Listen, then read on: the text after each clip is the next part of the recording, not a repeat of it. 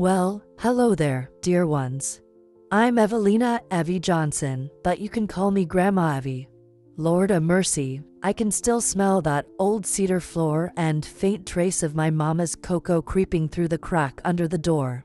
It's a humid morning here on my little porch in southern Alabama, sunrise painting the pines a dusty rose, and something stirred in my heart just now. I was rocking ever so gently, wrapped in my favorite hand-knit sweater, when the scent of hot cocoa drifted past me, just like it used to. And in that sweet, bittersweet moment, I felt it all rush back, the dark days I've carried inside me for more years than I care to count, the secret corners of my own childhood that I hardly dared to speak of. Now, if you're finding yourself warm and curious about where this road leads, why don't you give this video a little like or leave me a comment? Just a small click to let OL Evie know you're out there, listening. Your voices keep me company on this journey, bless your hearts. I want you to picture this.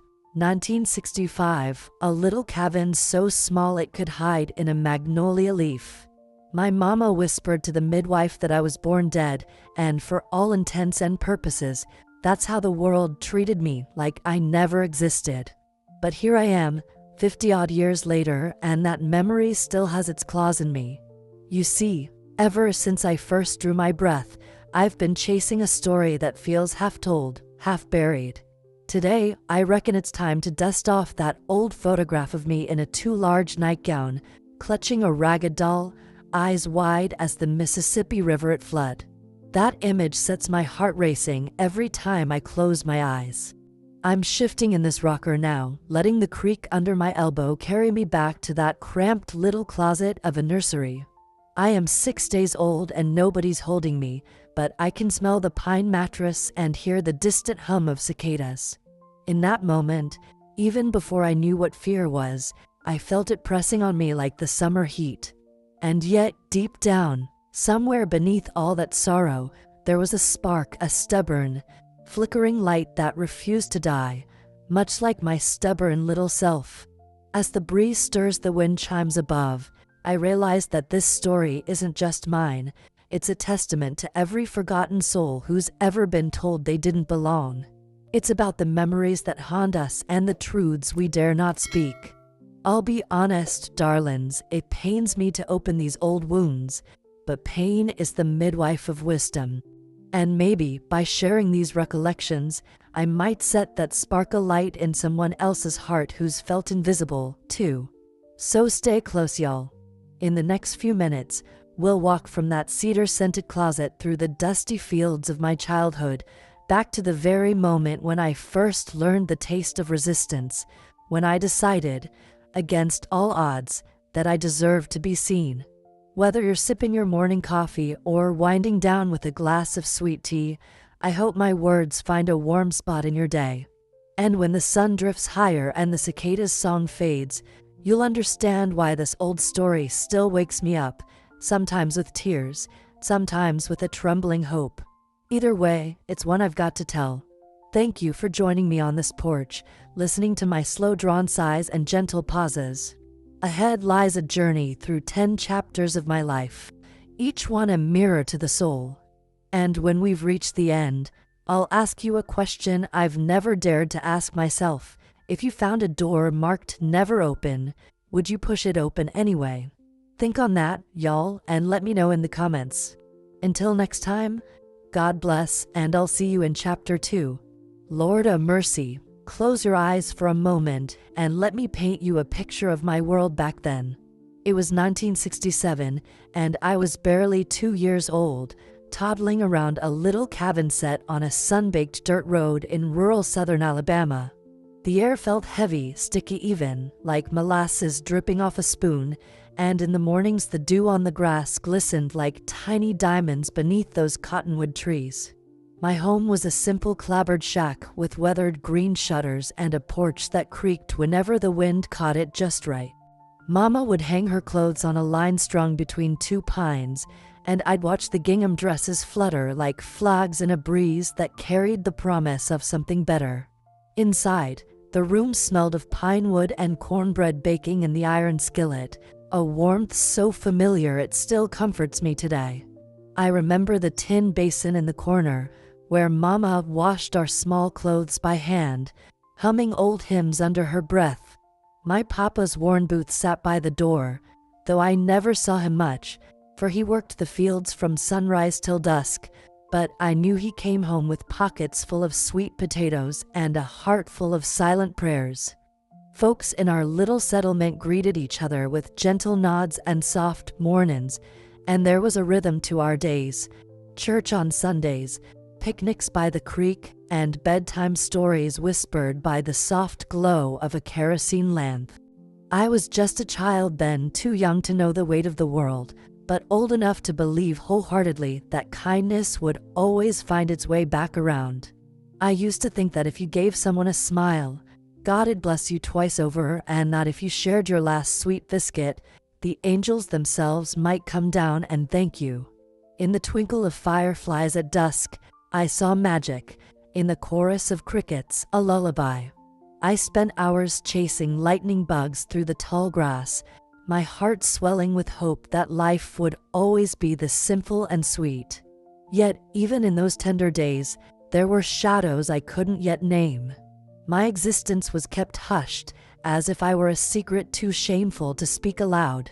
While other little girls gathered for school, I stayed hidden inside, learning my letters not from desks and chalkboards, but from the corroded pages of a Bible that lay forgotten on the shelf.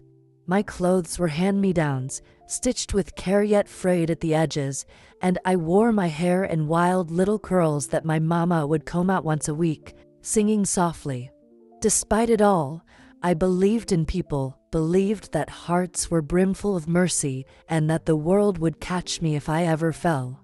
I had dreams even then, silly for a child perhaps, but dreams nonetheless. I imagined myself one day dancing under bright stage lights in a city far away, wearing a gown that shimmered like the river's moonlit path. I pictured letters arriving with fancy handwriting, invitations to places I'd never seen, and voices calling me friend. But those dreams lived quietly in the corners of my mind, tucked away beneath the daily chores of sweeping the porch, feeding the chickens, and listening for the hoot of owls at night. Yet the memory that burns brightest isn't one of sunshine or fireflies, but of a single moment when I realized the world saw me as invisible. I was 5 years old, clutching a ragged doll, stepping up from behind the door to fetch water, and I saw the surprise in my neighbor's eyes, as if I had popped into existence by magic rather than by birth. In that heartbeat, the fragile cocoon of my childhood belief cracked, and I felt a sorrow so deep I could taste it in the back of my throat. But even then, I whispered a promise to myself. I would learn, I would endure, and one day I would be seen for who I truly was. And so, y'all, that was the beginning of my story. Simple days steeped in sweetness and sorrow, faith laced with doubt, and a small girl clutching onto kindness like it was her only lifeline. Keep that image close to your heart, because in the next chapter, we'll see how my world shifted and how I first discovered the power of words, even when they weren't mine to share. Lord a mercy, I can still feel the tremor in my chest the very first time I laid eyes on Miss Clara, the neighbor's schoolteacher who lived 3 cabins down on Pine Ridge Road. It was late autumn of 1968, and the sun was dipping low, setting those cotton fields ablaze with golden light. I was carrying a chipped enamel pail of water back to the cabin when I spotted her through the haze, her hair pinned up neat as a thimble, dress crisp and proper, and a satchel slung over her shoulder that looked as full of possibilities as the sky was full of stars. My heart beat so fast I thought those tiny ribs of mine might crack. I couldn't rightly explain why, but in that moment I sensed a doorway opening, one I'd never dared to peek behind before. You have to understand, up until then my world had been so small, I could trace every crack in the floorboards of that cabin with my fingertips. Mama's sharp voice, the hiss of the skillet, the dull hush of the closet nursery where I slept, all I knew was contained within those 4 walls. But Miss Clara stood there in that amber light like a promise of something bigger. I watched as she stooped to pick up a fallen leaf, turning it this way and that as if it held a secret. I wanted to speak to her, to ask her who she was and where she was going, but my tongue felt too heavy, weighed down by years of being told I didn't belong. A week later, she appeared at our door without warning, as gentle as a morning breeze. Mama was out tending to eggs, and Papa was off in the fields, so I answered that knock on the screen with a shaky hand. Miss Clara smiled and asked if I had learned my letters yet. I swallowed hard, cheeks burning hotter than the embers of the hearth, but I managed to whisper, "I reckon I know a few." She lifted her satchel and pulled out a worn copy of The Little Engine That Could, its pages dog-eared and marked with chalky fingerprints. My breath caught as she handed it to me, like she was offering a piece of her very soul. "Let's read together," she said, and just like that, the world cracked open. From that day on, every Thursday at dusk, I'd sneak out wrapped in my thin shawl, clutching that storybook to my chest. Miss Clara would sit in the rocking chair on her porch, the swing beside it creaking in rhythm, and teach me words I'd never even thought I could hear: possibility, adventure, freedom. With each new sentence, I felt my spirit stretch a little further, like a sapling reaching toward the sun. My pulse would flutter when she praised me. "Why, Evelina, you've got a natural knack for this." And I'd hide my face behind the book so she wouldn't see the tears glistening in my eyes. It wasn't just the letters that changed me, it was the realization that someone cared enough to believe in me. Miss Clara spoke of worlds beyond our dusty road, cities with towering buildings, libraries with shelves taller than a man, voices reading aloud in grand halls. My chest ached with longing. I saw in her gentle eyes a reflection of the person I might become, and that vision refused to let me go. For the first time, I tasted the sweet ache of hope, and it was more intoxicating than Mama's cocoa on a frosty dawn. Of course, news of my lessons eventually reached Mama, and Lord a mercy, she wasn't pleased. But until that moment came, I clung to every secret session like a child gripping a new toy. My little sister, Clara Belle, noticed the change in me, how I walked taller, how I hummed softly under my breath. She asked what had set my heart alight, but I just smiled and told her it was a story. It was more than that, though. It was the first spark of courage that would carry me onward through decades of darkness. So y'all, that was the day my life took a turn: a humble teacher, a dusty porch, and a battered book that whispered of freedom. It was the first time I understood that a single person could shift the very axis of your world with nothing more than a kind word and a shared story. And if you ever feel the weight of being unseen, remember, sometimes all it takes is one gentle soul to show you the edges of your own possibility. Keep that close, and in the next chapter, we'll see how I used that spark to kindle something all my own. Lord a mercy, not long after I learned my letters and tasted that sweet spark of possibility, the floor beneath me gave way in the darkest of ways. It was 1969, and summer was wilting under an unrelenting sun. One morning, I slipped on my worn shoes to fetch water, humming a tune Miss Clara had taught me, when I saw Mama standing at the edge of the porch with a letter in her trembling hand. Her face was pale as chalk, and Papa's absence that day felt heavier than any I'd known. My heart thudded against my ribs as I approached, but before I could ask what it was, she tore the envelope open and read aloud in that quiet voice of hers, words so sharp they cut right through me. "You have no right to learn. You do not exist." From then on, every small joy was overshadowed by Mama's brand new wrath. She forbade me from sneaking off to Miss Clara's house, ordering me to stay inside, to keep my nose in chores and my lips sealed. The very books I'd cherished were locked away in a trunk, their pages now symbols of a freedom I wasn't meant to know.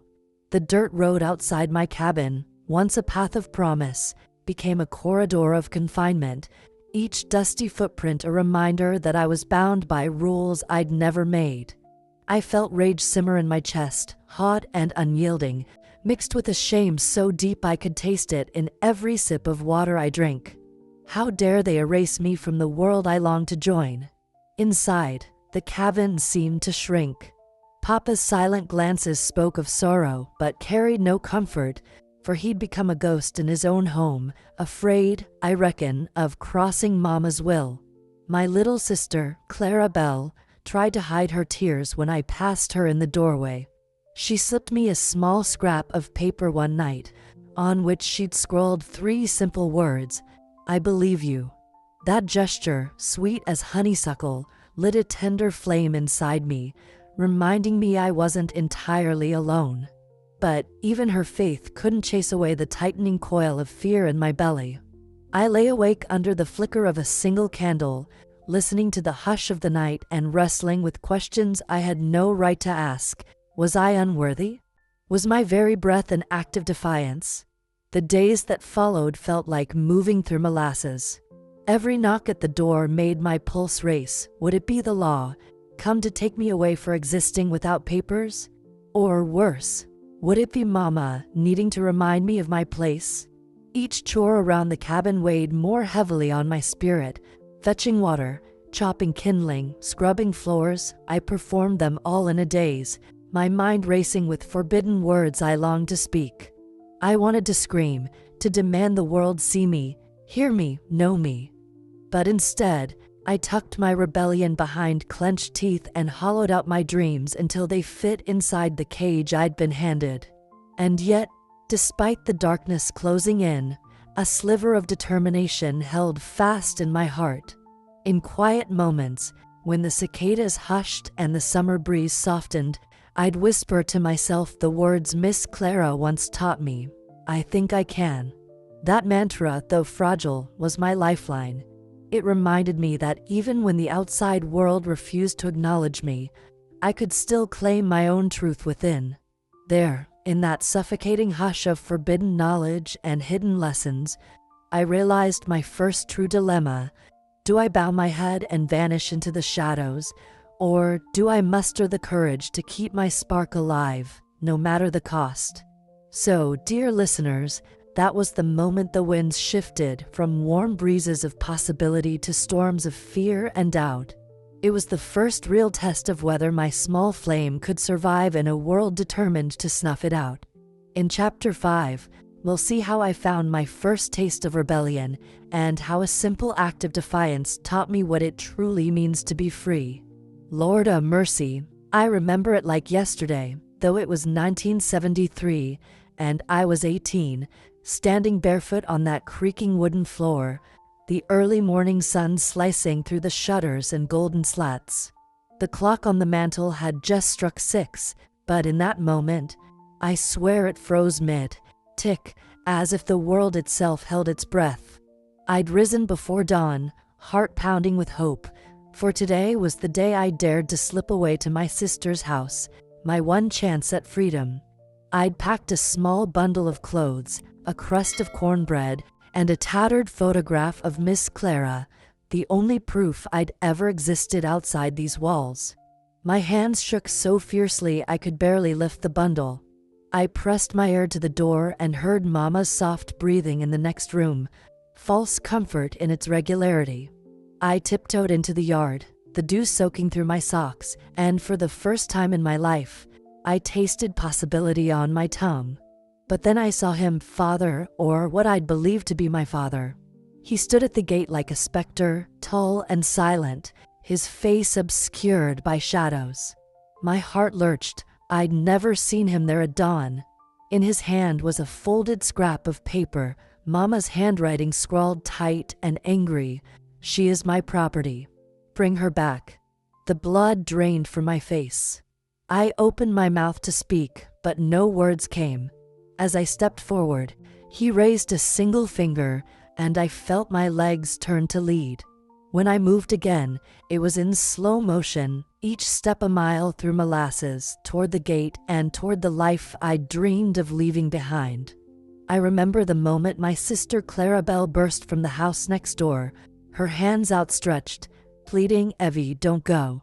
But I was already clutching that photograph, my knuckles white, and I shook my head, tears blurring the world. "I have to try," I whispered, my voice cracking like a wounded bird. Her tears glistened in the dawnlight, but she could not stop me. I pushed through the gate, the hinges groaning as if crying out for mercy. Then Father's strong hand closed around my wrist, the grip cutting off the very breath in my lungs. I stumbled and fell to my knees, the cornbread bundle spilling onto the grass. In that instant, the sun seemed to flare and then dim, as if even it mourned my defeat.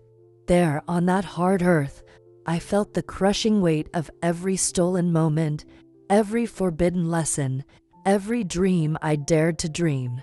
Mama appeared in the doorway, arms crossed, lips set in that cold line I knew too well. There was no outrage in her eyes, only a hollow satisfaction, as though she'd proven every cruel word she ever spoke. "Girl," she said softly, and that single tone carried more power than a thunderstorm, "you belong here, and you always will." My chest tightened, and I could hear my own heartbeat echoing in my ears. The ache that spread through me was not just sorrow but betrayal, the bitter realization that the only person I ever trusted to love me had sold me back into silence. I pulled my arm away, bruised and throbbing, and stood, rain or shine, I'm not sure which. My breath came in ragged gasps, and I could taste bile at the back of my throat. At that moment, something inside me shifted, like shifting the last piece of a puzzle into place. I realized I had lost more than my chance to escape. I'd lost the innocence of believing the world could be kind. And yet, as pain ravaged my body, a fierce new resolve took root in my heart. If they could break my body, they could not break my spirit. If Mama could deny my existence, I would proclaim it even louder. So y'all, that was the day my world split in two, the me who believed kindness would save me, and the me who knew I'd have to save myself. Time may have stopped that morning, but my life began anew in that shattered moment. I rose from the dirt with a single promise on my lips: I will live and I will be heard. In the next chapter, we'll journey through the aftermath of that day, when despair nearly consumed me, and the small flicker of hope that refused to die. Lord a mercy, after that morning the world around me felt muted, as though someone had turned down the volume on life itself. I spent weeks wandering through our little homestead in a daze, my footsteps echoing on the worn floorboards like the ghost of my former self. The sun still shone over the cotton fields, and the cicadas still sang their endless chorus, but to me, every sound was distant, like I was listening through water. I wrapped myself in my old shawl and sat on the porch swing for hours, staring at the horizon until the sky shifted from rose to indigo and back again. Time passed, though I scarcely noticed it. Days and nights blended, and I found myself moving through each with the same hollow ache in my chest. Inside the cabin, everything felt off-kilter. Mama busied herself with chores as if nothing had happened, her silence heavier than any scolding she might have delivered. Papa's boots gathered dust by the door, and Clarabelle spoke to me in whispers, her eyes full of a tender sorrow I couldn't meet. The trunk that once held my books remained locked, its latch rusted in place, and I no longer felt the thrill of secret lessons. Where there had been a spark of hope, there was now only a dull ember, buried beneath layers of grief and shame. I tried to summon the memory of freedom, of Miss Clara's gentle encouragement, but each recollection felt like a betrayal, reminding me of the world just beyond my reach. I thought I knew what solitude meant before, but this was different, an emptiness so profound it felt like the core of my soul had been scooped out. I would sit by the creek at dusk, watching the water rush past, and wonder if it carried away pieces of me with it. My dreams, once vivid with promise and color, faded to gray, and I found no comfort even in sleep. Each morning I awoke to the same four walls, the same chores, the same unspoken decree: remain hidden, remain small. And so I did, for fear that any effort to reclaim myself would shatter what little was left. Yet in that silence, a subtle change began to stir. One evening, As the fireflies blinked alive in the gathering dusk, Clarabelle slipped beside me on the porch step and pressed a trembling hand to mine. "Evie," she whispered, "I miss your laughter." Her words felt like a lifeline tossed into the dark. I realized then that though my world had narrowed to this cabin of shadows, there were still hearts beating in time with mine, people who believed I could breathe life into my own story again. Guilt gnawed at me for abandoning their faith, but it also ignited a spark of responsibility. If I stayed lost in my sorrow, I'd not only lose myself forever, but I'd break their hearts as well. That night, I closed my eyes and remembered Miss Clara's voice. "I think I can." The phrase trembled in my mind like a fragile moth against a window pane, but it refused to die. I sat up straighter in the darkness and whispered it again. "I think I can." Over and over until the words settled around my heart like a promise.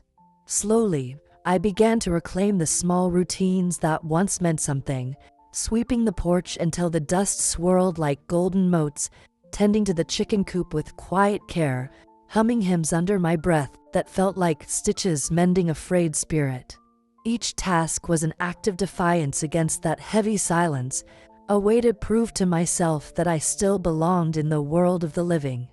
I won't pretend the ache vanished overnight. Grief and fear clung to me like shadows, but in that hush, I found room for reflection, for gathering strength. I learned that sometimes the fiercest battles are fought not in the thunder of storms, but in the stillness afterward, when you must decide whether to surrender or stand. And so I chose to stand, even when my knees trembled, even when the weight of what I'd lost threatened to bow me in two. Because in the quiet, I discovered that my voice, though stilled for a time, had not been extinguished. It lay waiting, patient as a seed beneath winter soil, ready to bloom again when the moment was right. So, dear listeners, that was the season of my silence, when the world felt empty and I felt smaller than a sparrow. Yet it was also the season in which I found a measure of acceptance and the courage to tend the tiny ember inside me. In Chapter 7, we'll follow me back into the storm once more, as my sister's home becomes a beacon of hope and the first step toward reclaiming everything I thought I'd lost. Lord a mercy, y'all wouldn't believe how life can surprise you just when you think your well of strength has run bone dry. It was late 1974, and I'd spent the better part of a year living under that heavy silence, my spirit thinned to a whisper. One brisk autumn morning, Clarabelle beckoned me down to her little kitchen with a cup of strong coffee and a plate of cornbread warmed on the skillet. "Evie," she said, her eyes bright, "there's talk in town about a new community center opening up by the church. They need volunteers." I snorted at first. A center? For what? Me? But beneath that gentle invitation, I felt something stir, as though a long-forgotten bell were tolling somewhere deep inside my chest. I remember tying my old apron around my waist and stepping out into the crisp air, watching the leaves swirl in the wind like golden confetti. The steam from my coffee curled in the morning light, and for the first time in ages, I noticed the way the sun struck the rooftops with a promise of warmth. At the churchyard, a handful of folks were already bustling, mothers hanging quilts on clotheslines, young men unloading boxes of canned pears, teenagers stringing up hand-painted signs that read, "Welcome home." I felt a flutter of nerves. My heart hammered so loud I half expected someone to hear it. But then Miss Clara, no, Sister Clara, now dressed in her volunteer cardigan, spotted me from across the lawn and waved me over with that same warm smile that once showed me the path of letters and words. As I rolled up my sleeves to help set out chairs and straighten hymnals, it struck me that the world could still need me, just as I was. My hands, calloused from chores and loneliness, found a new purpose arranging dusty cookbooks for the center's lending shelf. My voice, so long silenced, offered a quiet blessing as I helped the pastor's wife count out coffee cups and sweeten the morning brew. With each small task, wiping a table, folding a napkin, greeting a stranger with a shy, Good mornin', I felt a warmth bloom in my chest, like a timid sunflower turning toward the light. But the real spark came when I met Ruthie Johnson, a young mother of 3 whose husband worked the railroads and could only visit on weekends. She was frazzled and weary, trying to calm her littlest one who'd scraped his knee, and I slipped in beside her without thinking. "Here now," I said, placing my hand over the child's tear-streaked cheek. "Let Grandma Evie give that boo-boo a little kiss."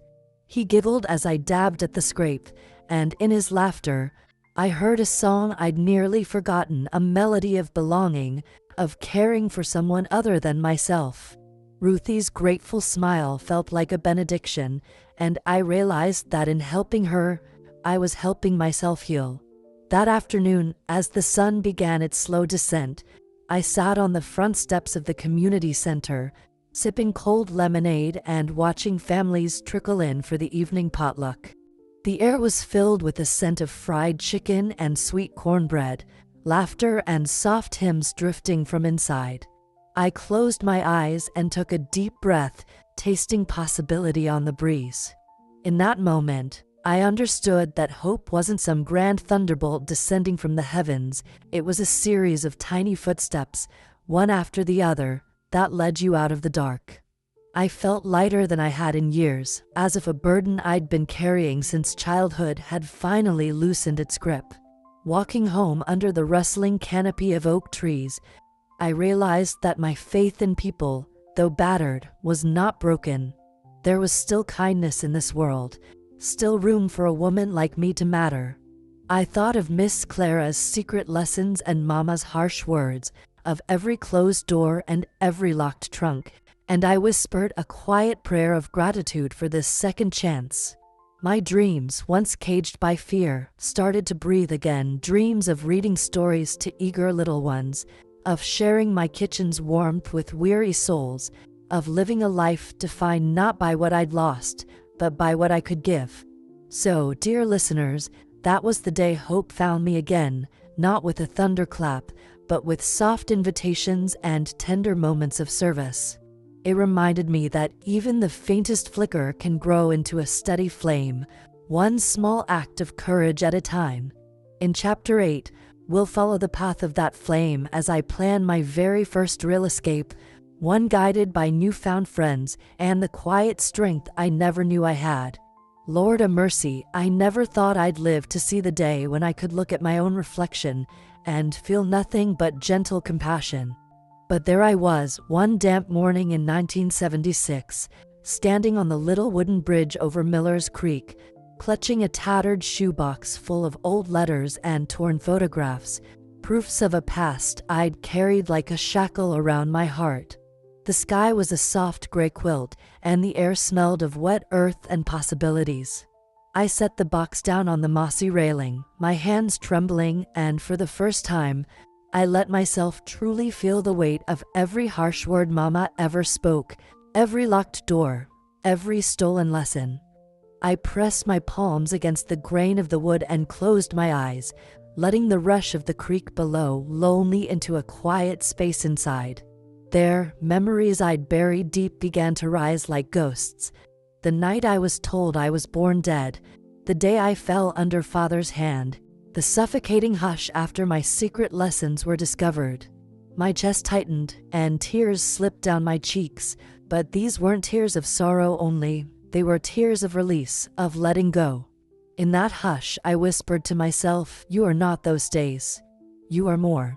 When I opened my eyes, the box felt heavier somehow, as if it carried not just paper, but the burden of every moment I'd believed I had no right to exist.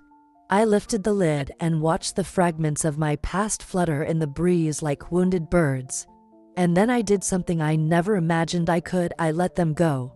One by one, I lifted each letter out and tossed it into the current. "Goodbye, shame," I murmured. "Goodbye, fear." The photos drifted downstream, floating away until they vanished around a bend. With each one that slipped from my fingers, I felt a layer of grief peel away, leaving me lighter than I'd been in years.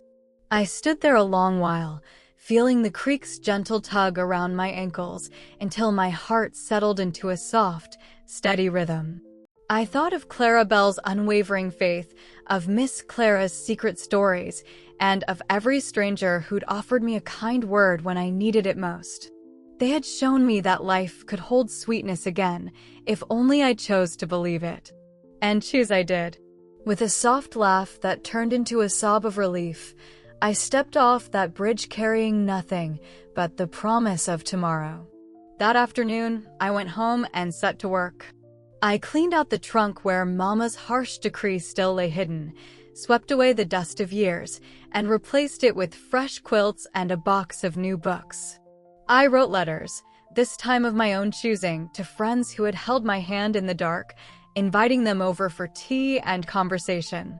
I patched my favorite sweater and wore it with pride, a symbol of my own mending. And when the sun dipped low, I stepped onto my porch in nothing but my simple dress and breathed in the world as if tasting it for the first time. I didn't pretend the past never happened. I remembered every sorrow, every scar, and honored them as the roots that had anchored me so I could grow. But I also made a promise to myself I would live forward, without bitterness, without regret, just forward. And that choice, sweet listeners, changed everything. It freed me to love, to laugh, to teach children in that little community center, to share my story so that no one else would feel as invisible as I once did. So, y'all, that's the moment I truly became Evelina, no longer a ghost of my own childhood, but a woman alive with purpose and peace. And as we move into our final chapters, remember this: you are not defined by what happened to you, but by what you choose next. If you were standing on that bridge, what would you let go of to set your heart free? Let me know in the comments below, and God bless each and every one of you. Lord of mercy, as I sit here on this wraparound porch, sip of cocoa in hand, sweet breeze teasing my hair, I can't help but marvel at the winding road I've traveled. Back in my early days, I believed that my worth was something to be earned, that I needed someone's permission just to breathe. I thought kindness alone would safeguard me, that if I was good enough, the world would finally notice me. But I've learned, darlings, that truth is far more nuanced than a simple act of charity. It's more about daring to stand for yourself, even when the sky darkens, even when the doors slam shut. I've seen how waiting on someone else's approval can trap you in a quiet prison worse than any locked closet. Now, at 60-odd years, I know this. The most radical thing you can do is to claim your own story, every heartbreak, every triumph, and speak it into the light. Because when you do, you give others permission to shine their own light too. In the decades since I tossed those old letters into Miller's Creek, I've taught children to read, I've comforted weary neighbors with warm bread and warmer words, and I've watched generations blossom in ways I never dreamed possible. I see now that our scars don't make us broken, they make us human, and they teach us the power of empathy. I've come to understand that life's most lasting legacy isn't built on grand gestures, but on simple courage, reaching out a hand when someone trembles, finding a kind word when hearts are heavy, daring to hope when the night seems endless. You don't need a grand stage or a formal invitation to begin. You merely need a spark, a moment when you decide that your story matters and that your voice is meant to carry. So, if you've ever felt invisible, unheard, or unworthy, hear me when I say, maybe it's time to stop waiting for someone else to give you your place in the world. Gather your own spark, nurture it with kindness, and let it grow into a fire that lights the way for others. In that act, you'll find a freedom no chain can ever bind, and you'll discover that the greatest gift you can offer is the unshakable belief that you, and every soul you touch, deserve to be seen, to be heard, and to be loved. And if you're feeling that tug in your heart right now, well, y'all know what to do. Share your thoughts in the comments, and let's keep this circle of light alive together. Lord a mercy, darlings, here we are at the end of our little journey, sitting side by side on this old porch as the sun dips low and the crickets begin their evening song. I hope you feel the warmth of these words like a soft quilt wrapped around your shoulders, because that's exactly how I mean them, straight from my heart to yours. You've sat with me through the dustiest corners of my past and held my hand as I dared to believe there could be more to life than the shadows of those cramped closets and locked trunks. But this story isn't just a coiled ribbon of memories from 1965 to 1995. It's a living, breathing testament to what we carry into today, our hopes, our scars, and the quiet faith that love, true love, can find its way back to us, even when the world tells us we're invisible. Now, darlings, I want you to lean in close. Tell me, do you believe that true love should always return? Can a heart so long locked away still remember the gentle rhythm of another? In my own story, there was a runaway heart and a longing letter that never quite reached me, but every now and again, when the wind rustles those oak leaves just so, I swear I feel a whisper on my cheek, as if someone's saying, "I remember you." Sometimes I think he still does. And maybe that's the mystery we all carry, that the love we plant in the world will circle back to us in ways we can't always predict or control. So as you close this video and step back into your own porch, your own home, I want you to feel seen and to know that your story matters too. Share your thoughts below, y'all. Have you ever felt a love circle around you when you least expected it? And if you haven't yet, what might you do to invite it in? Let's keep this circle of light alive together. Thank you for listening, y'all, and God bless your gentle hearts. Sometimes I think he remembers.